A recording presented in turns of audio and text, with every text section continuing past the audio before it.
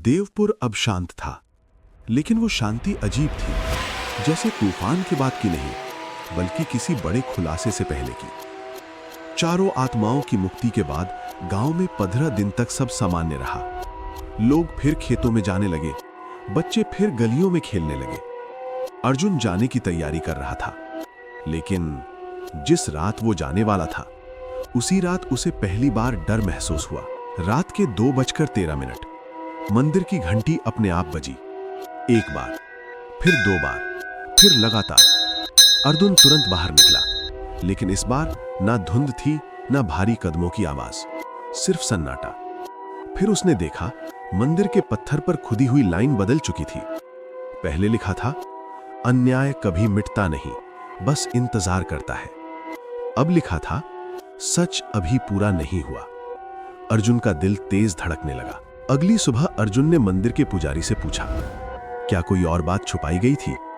पुजारी चुप रहा बहुत देर तक, फिर धीरे से बोला, जो हुआ वो सिर्फ गांव वालों ने नहीं किया था। अर्जुन समझ गया, कोई और था। मंदिर के नीचे एक पुराना तहखाना था, जो 30 साल से बंद था। अर्जुन और पुजारी ने उसे खोला। अंदर बदबू थी, दीवारों पर कालिख और एक पुराना संदूक। संदूक में कागज थे, उनमें लिखा था, गांव की जमीन हथियाने के लिए एक बाहरी जमींदार ने अफवाह फैलाई थी कि सावित्री और उसकी बहनें डायन हैं। उसने गांव के कुछ लोगों को उकसाया, डर फैलाया, और फिर जब उन्हें जला दिया गया, उसने उनकी जमीन खरीद ली। अर्जुन का गला सूख गया।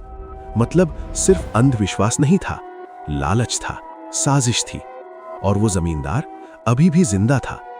देवपुर से 10 किलोमीटर दूर उसकी हवेली अब भी खड़ी थी। अर्जुन उसी रात हवेली पहुंचा। बड़ी टूटी हुई इमारत, खिड़कियां बंद, लेकिन अंदर रोशनी थी। जब वो अंदर गया, उसे वही भारी कदमों की आवाज सुनाई दी, लेकिन इस बार वो आत्मा की नहीं थी, वो इंसान की थी।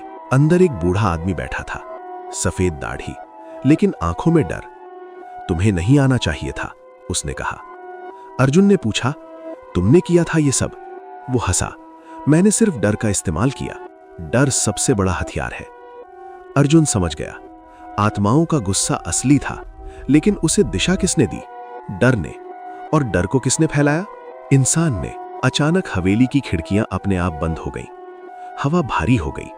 चारों आत्माओं की धुंध कमरे में भर गई। इस बार उनका रूप शांत नहीं था, उनकी आंखें उस बूढ़े पर थीं।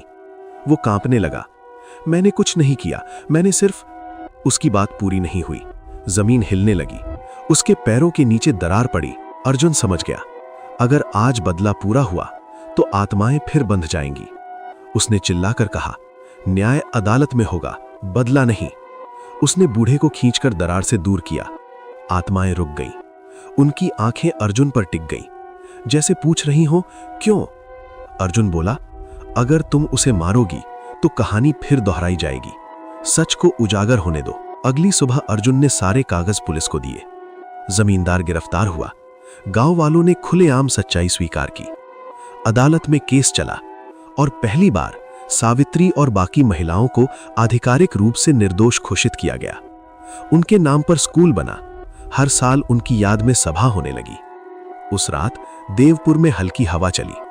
मंदिर की घंटी धीरे से बजी, लेकिन इस बार उसमें डर नहीं था। अर्जुन गांव छोड़ रहा था। बस में बैठते वक्त उसने पीछे देखा।